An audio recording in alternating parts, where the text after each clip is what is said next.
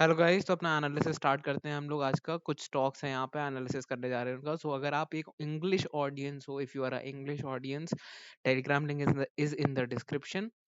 Join right now to see the English analysis for the same. Okay daily. So अभी हम लोग अपना analysis start करते हैं यहाँ पे फ्रॉम अशोक लीलैंड से. देखते हैं कितना एनालिसिस हम लोग कर पाएंगे कितने स्टॉक्स का. तो रिमूविंग एवरीथिंग, सबसे पहली चीज जो मैंने अशोक लीलैंड में देखी कि देखो, इस एरिया से अगर मैं इन टॉप्स को जोड़ता हुआ जाऊंगा इस तरीके से और ऐसे एक ट्रेंड लाइन बनाऊंगा, तो मुझे दिखेगा कि ये जो स्टॉक है इस एरिया से बहुत अच्छा, इस ट्रेंड लाइन जोन से, रेजिस्टेंस ट्रेंड लाइन से बहुत अच्छा रेजिस्टेंस खाता है. और नीचे की तरफ अगर मैं देखूंगा तो मुझे दिखेगा कि ये एक बहुत अच्छा डिमांड जोन है. नीचे क्या है? डिमांड जोन, जहाँ से डिमांड मिलता है, सप्लाई, स्टॉक को डिमांड मिलती है जहाँ से.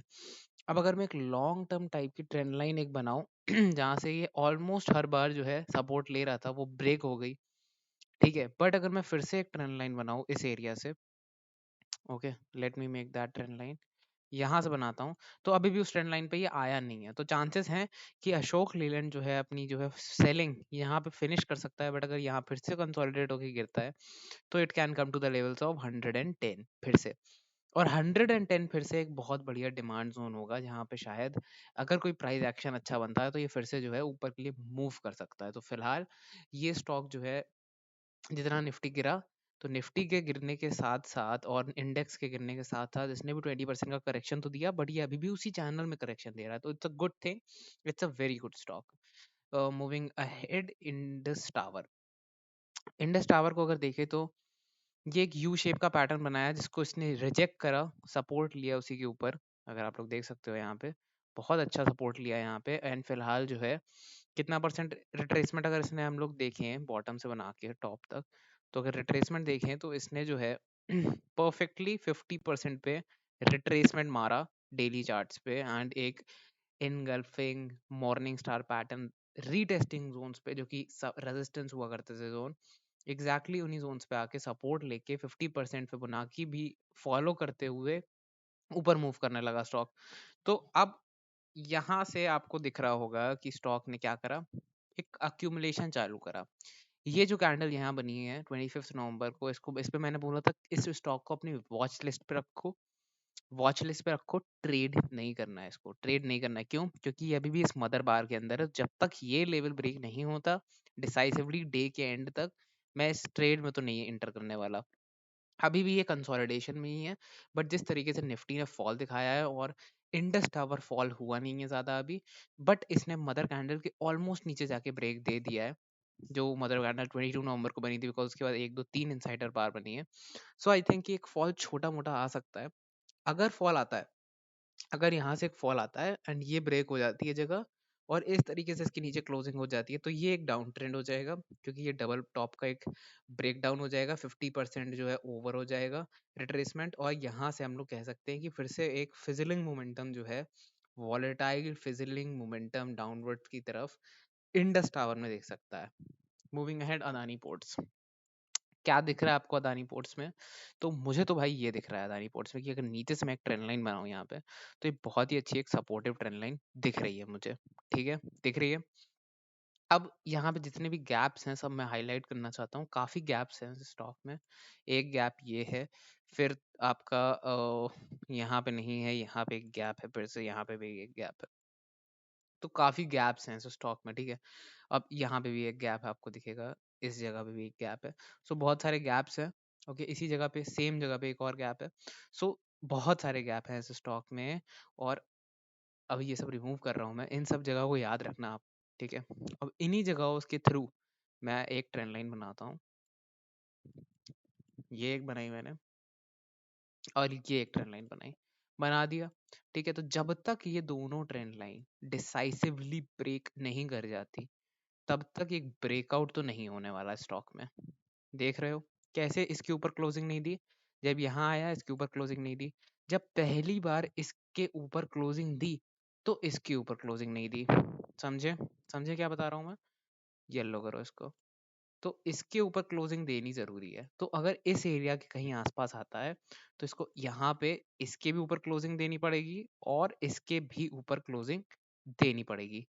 तो काइंड ऑफ कुछ इस तरीके का ये जोन बनेगा, इसे हम कन्फ्लुएंस सर्कल कहते हैं, कि जहां से या तो चीजें बहुत बुरी तरीके से नीचे जाएंगी, या तो अगर ब्रेकआउट मिला एक अच्छे कैंडल का, एक स्मॉल कैंडल का, एक risk to reward manageable candle का, तो हमें बहुत अच्छा एक मोमेंटम ऊपर के लिए मिल सकता है, तब ये ट्रेड कर सकते हैं हम स्टॉक फाइनली। फिलहाल जो है इस तरीके से अदानी पोर्ट की ट्रेड जो है मुझे दिख रही है कि हम वर्कआउट कर सकते हैं। Moving ahead ABFRL। तो ABFRL में आप देखोगे मंथली चार्ट पे चलते हैं, क्या देखने को मिल रहा है। ABFRL में IPO वाले डे से यहाँ तक अगर मैं बनाऊं तो एग्जैक्टली वहीं पे आके स्टॉक ने रेजिस्टेंस लेना चालू कर दिया है ऑलरेडी, बहुत ह्यूज विक के साथ। ओके, तो मंथली चार्ट साफ साफ बता रहा है कि ABFRL अभी नहीं, बिकॉज 2 दिन बचे हैं अभी भी। अगर ये किसी भी तरह इतना रिट्रेस करके ऊपर क्लोजिंग दे देता है यहाँ पे, तब भी ये एक ब्रेकआउट जो है, बेयरली ये ब्रेकआउट होगा, because more than 50% of the candle जो है ब्रेकआउट के अंदर नहीं है। बट फिलहाल अभी क्या दिख रहा है, अगर थोड़ा मैं इसको अंदर ले लूँ इसके, ठीक है, बिकॉज ऑफ द रीजन कि वो वहाँ पे आ चुका है अभी, ठीक है, और मैं यहाँ से इसको रिट्रेसमेंट इसका देखूँ इन जोन से, ये बना लो या फिर ये ले लो या ये ले लो, एक ही चीज है। ये ले लेता हूँ मैं लेवल दोनों का, इसका ये इसकी क्लोजिंग बेसिस, इसकी विक बेसिस का लेवल जो है वो बता रहा है हम लोगों को। और इवन तो तुम एक ट्रेंड लाइन बनाओगे तो वो कब की ब्रेक हो चुकी है, ट्रेंड लाइन इतनी खास थी भी नहीं। अब यहाँ पे देखोगे तो तुम्हें पता चलेगा कि 0.3 लेवल जो है, जहाँ पे ये सपोर्ट लेने की कोशिश कर रहा था इस जगह से और ऊपर मूव करने की कोशिश कर रहा था, वो ब्रेक हो चुका है। तो चांसेस हैं कि ये 50% रिट्रेसमेंट अपना ट्राई करके एक हेड एंड शोल्डर भी बना सकता है। बट अगर ये हेड एंड शोल्डर ना बना के ये ऐसे मूव करता है, ठीक है, तो ये ज्यादा अच्छा एक स्ट्रक्चरिंग फ्यूचर के लिए ABFRL में हो सकती है। तो बुलिश तो बहुत है ये स्टॉक, और गिरा भी नहीं है इतना, तो उस हिसाब से it's a strong stock. Moving ahead, McDowell's. तो मैकडॉवेल्स अगर देखोगे तो पहले मंथली चार्ट्स पे चलते हैं। सुपर मोमेंटम, यहाँ से ही देख लो, ये ब्रेकआउट हुआ आपका, ठीक है, इस जगह पे परफेक्ट ब्रेकआउट, और ब्रेकआउट के बाद आपका इसने दिया 40% का मोमेंटम, ठीक है, ब्रेकआउट के बाद 40% का मोमेंटम दिया। कितना बढ़िया ब्रेकआउट हुआ ट्रायंगुलर पैटर्न का। Got it. डेली चार्ट पे आ जाओ, ट्रेंड लाइन बनाओ, क्योंकि हायर हाई हायर लो बन रहे हैं, तभी ट्रेंड लाइन बना रहे हैं। ट्रेंड लाइन बनाओगे तो ब्रेक हो चुकी है ट्रेंड लाइन बहुत प्यारे तरीके से, ठीक है, क्योंकि already higher high higher lows बनाता ही चला जा रहा था स्टॉक, सो कहीं ना कहीं रुकना ही है उसको। अब यहाँ पे अगर देखोगे इस एरिया में, तो बहुत कंसोलिडेशन हुआ है नीचे के साइड पे, ठीक है, यहाँ देखो ये कंसोलिडेशन नहीं है, ये प्योर फॉल है। फॉल आया और सीधा पिकअप हो गया स्टॉक, ठीक है, ये कंसोलिडेशन है। कंसोलिडेशन मतलब कि यहाँ पे कुछ भी हो सकता है, ये नीचे भी गिर सकता है स्टॉक, ऊपर भी जा सकता है, बट सीधा फॉल आया और एकदम से कैंडल बन गई, इसका मतलब चांसेस बहुत ज्यादा है कि ये ऊपर जाएगा। यहाँ पे आता है स्टॉक, अक्यूमुलेट होता है, इसका मतलब सेलर्स और बायर्स यहाँ कंफ्यूज्ड है। इसका मतलब कि यहाँ पे सेलर्स की चांसेस भी बन सकते हैं, अगर कंफ्यूजन बायर्स के अंदर है यहाँ पे, तो यहाँ पे सेलिंग का चांस भी बन सकता है। बट अगर इस तरीके की कैंडल बन जाती है इस जगह पे आते ही, ठीक है, कुछ ही दिनों में, एक दो तीसरे दिन बन गई, ठीक है, तो इसका मतलब है कि फिर से एक मोमेंटम आ सकता है, और इसने फिर से 15% दे दिया। यहाँ क्या हुआ, अक्यूमुलेट हुआ प्राइस, एंड मार्केट भी फॉल कर गई, एक इस तरीके का पैटर्न बन चुका है। तो यहाँ से हम 822 देख सकते हैं इजिली, देन एक लोअर हाई बना के फिर जो है 750 देख सकते हैं, फिर एक लोअर हाई बना के हम जो है 666 भी देख सकते हैं। तो इस तरीके से एक मोमेंटम चालू हो सकता है, ठीक है। अब एक कैंडल डिसाइड करती नहीं है कभी भी कि ब्रेकडाउन हुआ, तो अगर एक कैंडल ऐसे बन जाती है यहाँ पे, बहुत ही ब्यूटीफुल स्ट्रक्चर कहते हैं उसको, और अगर वो इसको भी पार करके इसके ऊपर क्लोजिंग देती है, उसे हम कहते हैं परफेक्ट एंट्री। क्या कहते हैं, परफेक्ट एंट्री कहते हैं उसको, और वहां पे हम लॉन्ग जो है बना लेंगे अपनी, फिर से 15-20% के लिए, 15-10% जितना भी हो सकता है, रिस्क रिवॉर्ड देख के। तो इसके लिए एंटिसिपेट करना कि अगर ऐसा कुछ बनता है तो हम डेली चार्ट्स पे ऐसा कुछ बनता है तो लॉन्ग जाएंगे, अगर ऐसा नहीं बनता है तो डेली चार्ट पे, मतलब 320 टाइम क्या होगा, 320 PM, 320 PM पे देखना। ओके, बट अगर ऐसा नहीं बनता है तो ये फॉल जो है कंटिन्यू रहेगा, कब तक रहेगा, nobody knows. Moving ahead, Mindtree पे चलते हैं। ओके, तो माइंड ट्री पे हमने यहाँ देखा कि बहुत ही अच्छा एक फॉलिंग वेज टाइप का पैटर्न बन रहा था। ओके, और इस टाइप का कंसोलिडेशन भी आ गया। अब मैं यहाँ क्या देखता हूँ, ध्यान से देखना, ये मदर बार आपकी जो है जिसके अंदर एक दो इनसाइडर बार्स हैं, ठीक है, दिख रही हैं। तो यहाँ पे मैंने क्या देखा कि दो इनसाइडर बार्स हैं मदर बार के अंदर, और ये जो है डिसाइसिवली आज ब्रेक हो चुकी है, डिसाइसिवली ब्रेक हो गई। ठीक है, mother bar, insider bar 1, insider bar 2, फिर breakout, break down of mother bar. So इस रेंज का जो कंफ्यूजन था वो दूर हो चुका है कि अब जो ये राइजिंग वेज था, ये राइजिंग वेज पैटर्न्स कैसे ब्रेक होते हैं, ये ऐसे जाते हैं और ये ऐसे ब्रेक हो जाते हैं, फिर ये फॉल जो है कंटिन्यू रहता है। तो ये मुझे लगता है, और ऑल्सो मैंने जो सेक्टोरियल रोटेशन जो अपने कोर्स मेंबर्स को मैं पढ़ाता हूँ, ठीक है, तो उनको उसको उसमें एक आरआरजी करके एक चीज़ है, रिलेटिव रोटेशन, तो उसमें मैंने देखा हुआ है कि ऑलरेडी आईटी सेक्टर जो है वीक हो रहा है। तो यहाँ पे दिख रहा है साफ साफ कि आपको इनसाइड बार बनी है कन्फ्लुएंस सर्किल पे, ओके, और यहाँ पे आपका कंसोलिडेशन हुआ है, दैट मीन्स कंफ्यूजन है, कंफ्यूजन दूर हो चुका है ऑलरेडी। अब भले ही रीटेस्ट होके गिरे, ठीक है, बट ये गिरना पॉसिबिलिटी ऑफ गिरना ज्यादा है। अब अगर एक कैंडल आती है जो कि पूरी एनगल्फ करके ऊपर चली जाती है, तो वो हमें कहेगी नहीं भाई ये अभी भी स्ट्रांग है, ये अभी भी और ऊपर जा सकता है, इसीलिए अभी शॉर्ट करना इतना वाइज डिसीजन नहीं होगा। बट टाइम देख के अगर शॉर्ट करोगे तो यहाँ तक भी जा सकता है, इस तरीके से बन सकता है ये और गिरेगा, बिकॉज मंथली चार्ट बहुत ऊपर है माइट्री का। बात कर देते हैं एयू स्मॉल फाइनेंस बैंक की, तो इसकी मदर कैंडल तो बहुत ही ह्यूज है। 31 अगस्त की मदर कैंडल अगर आप देखोगे तो उसके अंदर ये सारी इनसाइडर बार ही है, तो इस स्टॉक को तो मैं ट्रेड करने के लिए आपको बोलूंगा भी नहीं, बिकॉज ये इस रेंज में जब तक ये 1310 को ब्रेक नहीं कर देती या 1050 को ब्रेक नहीं कर देती ऊपर या नीचे के लिए, ये स्टॉक इस रेंज में बहुत ही ज़्यादा वॉलेटिलिटी शो करेगा। यहाँ पे अगर आप देखो तो ये फॉलो कर रहा है इस ट्रेंड लाइन को, अभी फिलहाल देखते हैं आगे कितना ये फॉलो होती है। अगर यहाँ से फॉलो होती है तो हम इनसाइडर बार के अंदर, क्योंकि मदर बार बहुत बड़ी है, तो मदर बार के अंदर भी एक ट्रेड इनिशिएट कर सकते हैं रेजिस्टेंस तक। मूव आउट कैनरा बैंक, तो मंथली चार्ट पे चलते हैं कैनरा बैंक के, और मंथली चार्ट पे क्या दिखेगा, तुम लोग को दिखेगा कि इस एरिया से रेजिस्टेंस मिलता था, यहाँ क्या हुआ, कंसोलिडेशन हुआ, एक सेकेंड वाइट कर देता हूँ, कंसोलिडेशन हुआ, ठीक है, ब्रेक डाउन हुआ, ऊपर आ गया, मतलब फेक आउट हुआ, फिर बहुत ही स्ट्रांगली ब्रेकआउट हुआ। स्टॉक उन्हीं जगहों पे आया जहां पे उसने कंसोलिडेशन करा था, फेक ब्रेकआउट दिया था, क्या करेगा, रेजिस्टेंस लेगा। अब ये स्टॉक कब बढ़ सकता है उसकी बात करते हैं। तो मुझे लगता है फिलहाल तो ये यहाँ तक तो गिर ही सकता है बहुत आराम से। कैनरा बैंक आपका 180 तक जो है सिंपल फॉल है, यहाँ से बहुत ही प्योर इजी फॉल है, ठीक है, और यहाँ से अगर तुम एक ट्रेंड लाइन बनाओगे क्लोजिंग बेसिस पे टॉप तक, इन बेसिस पे बनाओगे, इन बेसिस पे नहीं बना सकते क्योंकि टॉप तक बनाना पड़ेगा, क्योंकि मंथली चार्ट ले रहे हैं तो डेली कैंडल्स पे क्या पता वहां पे बॉडी हो, ठीक है, तो इस तरीके से लेते हैं कि विक ले लेते हैं, ठीक है। तो मुझे लगता है कि अगर ये बुलिश है बैंक, ठीक है, तो ये इन एरियाज तक जो है फॉल कर सकता है। कौन से एरियाज हैं ये, 0.3 और 0.5 फिब, ठीक है, तो हमको मिल गई फिब अपनी, तो 0.3 फिब कौन सी है ये, तो मुझे लगता है ये अभी फॉल स्टार्ट हुआ, यहाँ पे आप देखोगे तो यहाँ पे भी आपको मदर बार दिख जाएगी, ये रही मदर बार आपकी, अगेन सेम थिंग, 1 2 3 इनसाइडर बार, तो मार्केट एक फॉल के बाद एक हॉल्ट करा मार्केट ने मदर बार इनसाइडर बार बना के, मार्केट ने कहा रुक जाता हूँ एक बार, देखते हैं कि ये कहाँ जा रही है ओवरऑल डायरेक्शन। मदर बार के बाद अगर यहाँ पे एक ऐसी कैंडल बनती है, बहुत स्ट्रॉन्ग रिंग रिवर्सल होता है यहाँ से और अच्छी ट्रेड्स बन सकती थी, बट मदर बार के बाद इनसाइडर बार बन के यहाँ पे कंटिन्यू हुआ, तो mother bar insider bar continuation of momentum भी होता है और रिवर्सल ऑफ मोमेंटम भी दे देता है। तो यहाँ पे हम लोग देख रहे हैं ब्रेक डाउन हो चुका है with a heavy candle of -6% around, ठीक है, तो मुझे लगता है कि ये मंथली चार्ट पे इन एरियाज तक आ सकता है आराम से, टिल द एरियाज ऑफ 180। क्यों लगता है, क्योंकि अगर ये बुलिश है 180 तक ये आएगा, बिकॉज ऑलरेडी बहुत बड़ी रैली दे चुका है, थोड़ा बहुत रिट्रेसमेंट तो बनता है, and if this stock is bullish तो ये कुछ इन्वर्टेड हेड एंड शोल्डर जैसा बनाएगा लाइफ में आगे, और अगर ये इसका ब्रेकआउट देगा तो हम फिर 300 के लेवल तक ले सकते हैं, बट फिलहाल जो है 180 एक बहुत अच्छा स्पॉट होगा एक्यूमुलेट करने का इस स्टॉक को, तो फिलहाल तो ये गिरेगा, 180 तक गिरने के चांसेस बहुत क्लियर दिख रहे हैं। Now talking about sell, monthly charts पे अगर आप देखोगे तो अभी भी स्पेस है, ठीक है, मैं इसको हटाता हूँ, मैं लाइन लगाता हूँ, बेटर रहेगा, ठीक है। अब जाते हैं हम डेली चार्ट्स पे, तो डेली चार्ट्स पे हमने देखा सेल 103 पे आ गया है और इस चीज को फॉलो कर रहा है, तो भाई मैं तो बैठा हूँ सेल के लिए, एग्जैक्टली इन जगहों के लिए।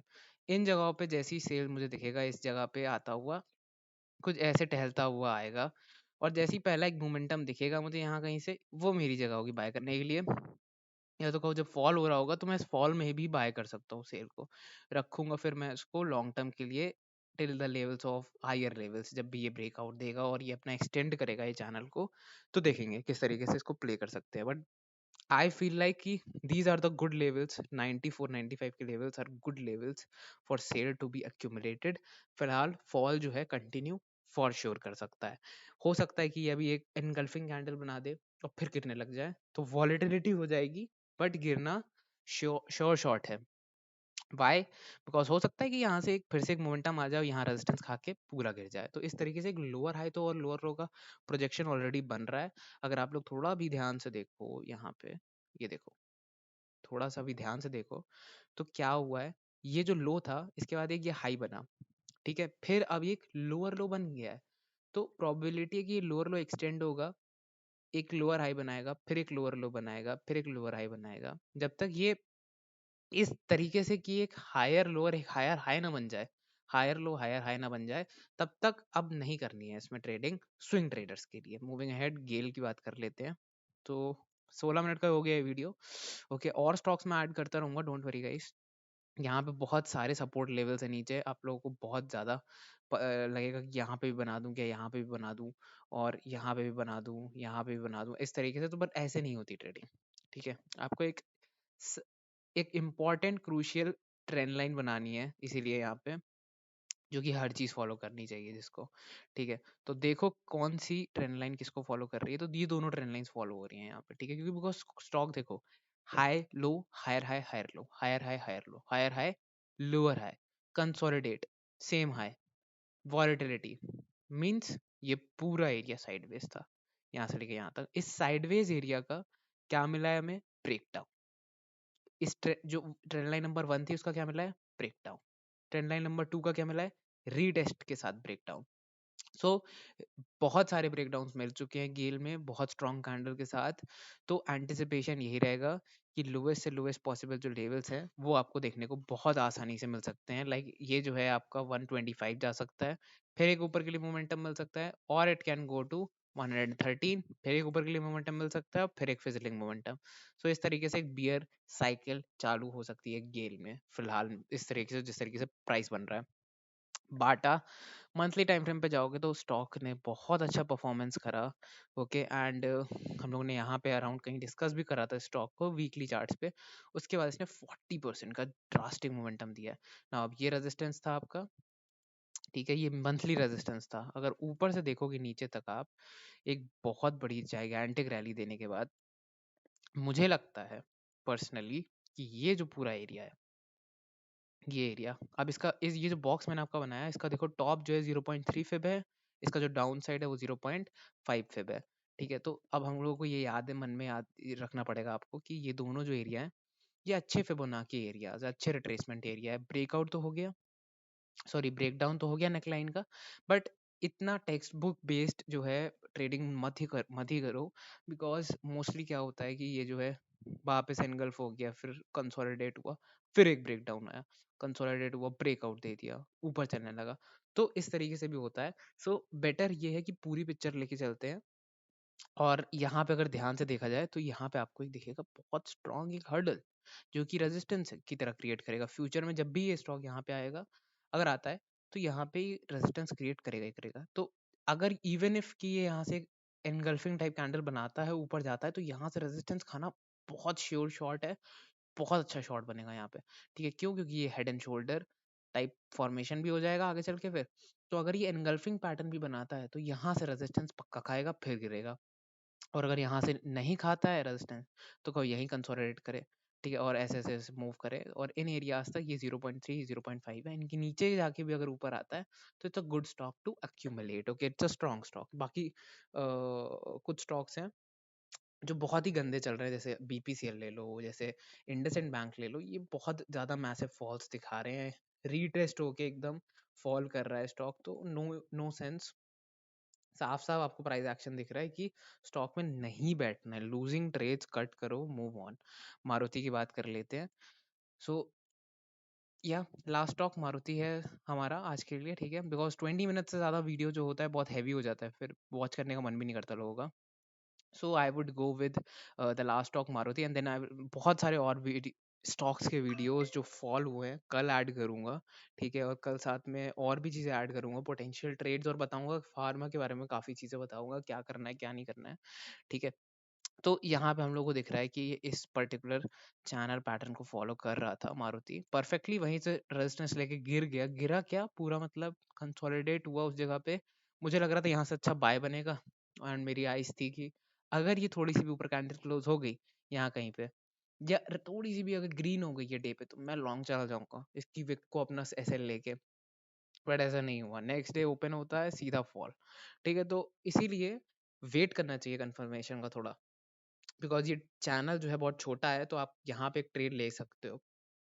यही एक चैनल बड़ा होता काफी, तो यहाँ पे ट्रेड लेना मुश्किल होता है इस ट्रेड लाइन पे, थोड़ा उसके लिए कंफर्मेशन चाहिए होता है ऐसा। नाउ अब इसमें ब्रेकडाउन मिल चुका है, अब क्या? तो मुझे लगता है कि फिलहाल तो मारुति जो है स्लाइटली एक अप ट्रेंड में है। तो अगर ये इन लेवल्स तक नहीं आता है और मुड़ जाता है यहीं कहीं से, या यहाँ से, या इवन यहाँ से भी आके सेम जगह से भी मुड़ता है, तो बहुत अच्छी एक ट्रेड मारुति में भी बन सकती है नीचे के लेवल से। वाई? बिकॉज देन हम लोग कह सकते हैं ये पर्टिकुलर चीज कि मारुति जो है एक बहुत ही बड़े एक इस टाइप के चैनल में घूम रहा है, जो हमेशा एक हायर हाई बनाता है, बट जो लोज हैं वो स्लाइटली हाई होते हैं, स्लाइटली हाई होते हैं। तो इस तरीके से एक मूवमेंट जो है मारुति में मिल सकता है। बाकी आपको मैंने मंथली जो है बताया ही था कि ये रेजिस्टेंस बहुत स्ट्रांग होता है, मारुति हमेशा यहाँ से रेजिस्टेंस खाता ही खाता है। ये देख लो, तो मारुति जब भी इस एरिया पे आता है 7-7, देखो मारुति जब भी 7-7-0-0 पे आया उसे शॉर्ट करो। मैं मजाक कर रहा हूँ, मत करो, ठीक है? मंथली चार्ट पे यहाँ पे दिख रहा है कि जब भी 7-7-0-0 पे आता है वो यहाँ से मंथली रेजिस्टेंस खा के गिर जाता है 7-7-0-0 के रेजिस्टेंस से। फिलहाल जो है ये अभी इस टाइप के कंसोलिडेशन में मूव कर रहा है। तो अगर मैं आपको एक वीकली लॉजिक भी दूं, ठीक है, वीकली टाइप का लॉजिक या जो भी आप बोलो, ठीक है, एक मंथली अगर एक व्यू दूं या वीकली एक व्यू दूं, ठीक है, तो उसके हिसाब से मुझे क्या लगता है कि ये अपने इस पर्टिकुलर सपोर्ट पे बैठा हुआ है, ठीक है? एंड मुझे नहीं लगता कि ये इस सपोर्ट को ब्रेक इतनी आसानी से करेगा। इस लाइन को मैं थिक कर देता हूँ और स्मॉलर टाइम फ्रेम पे चलता हूँ, तो आपको दिखेगा एग्जैक्टली वहीं पे ये जो ट्रेंड लाइन है, ये मंथली ट्रेंड लाइन है। इसका मतलब है अगर आपका स्टॉक थोड़ी भी रेड कैंडल्स के ग्रीन कैंडल्स के ऊपर बनाता है और मंथ एंड हो जाता है आपका, दैट मीन्स अभी 2-3 दिन रह गए ना, हम लोगों के पास रह गया है 29 और 30, तो इन दोनों ट्रेडिंग सेशन ये अगर इन लेवल्स के ऊपर रह जाता है, तो एक लॉन्ग टर्म के लिए इसके नीचे का स्टॉप लॉस रख के, या फिर इसके नीचे का ही स्टॉप लॉस एक रख के, बिकॉज इसके नीचे क्या हो सकता है वो जाए और मंथली में ऐसे ऐसे घूम के वापस ऊपर आ जाए, ठीक है? तो या तो कंफर्मेशन के लिए बैठ जाओ, एक कंफर्मेशन पैटर्न मिले उसके ब्रेकआउट पे ट्रेड करना, ठीक है? ये मैं ज़्यादा प्रेफर करूंगा कि यहाँ पे एक कंफर्मेशन पैटर्न बने फिर ट्रेड करेंगे, रादर देन कि वो यहाँ पे ट्रेड ले ली फिर स्टॉप लॉस जो है चेक नहीं कर पा रहे। Thank you so much for watching this video. I hope थोड़ी बहुत नॉलेज जो है गेन करी होगी, इंस्टेड ऑफ कि अगर जो भी फॉल आया है उसमें अगर आपके लॉसेस या कुछ भी हिट हुआ है तो मुझे बता सकते हो आप, वो स्टॉक्स भी मैं ऐड करता रहूंगा, ठीक है? इसके लिए मैं एक पर्टिकुलर चीज़ निकालूंगा, ठीक है, कि क्या कर सकते हैं जिससे कि बाकी लोग जिन्हें लॉस हो रहा है या फिर कुछ हो रहा है उसके लिए मैं एक स्पेसिफिक बड़ा सा वीडियो बनाऊंगा, उसके लिए बहुत सारे पार्ट्स होंगे। तो अभी मैं एक टेस्टिंग वीडियोस बना रहा हूँ ये सारे। Thank you so much for watching the video अगर आप यहाँ तक देखा है, एंड नेक्स्ट वीडियो में मिलते हैं कल। Thank you so much.